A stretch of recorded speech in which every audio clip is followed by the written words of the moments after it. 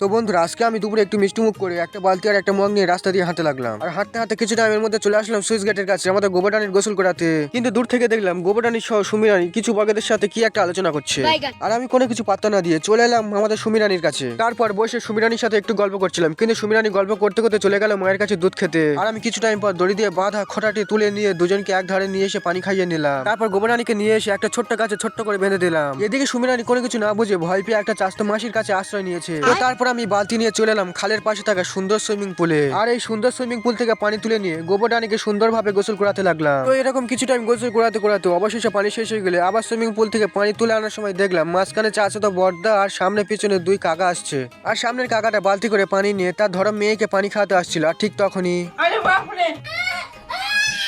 এদিকে বর্দা সহ আরো একটা কাকা গোবরানিকে গোসল করাচ্ছিল, কিন্তু এদিকে আবার সেই কাকাটা সুমিরানির সাথে একটু মজা করছিল। তো তারপর সুমিরানি মায়ের কাছে এসে দুপুরে নাস্তা করছিল। আর আমি কোনো মতে দুজনকে নিয়ে এসে গোবরানিকে একই জায়গায় বেঁধে দিয়ে আবার আমি বাড়ির পথে হাঁটতে লাগলাম।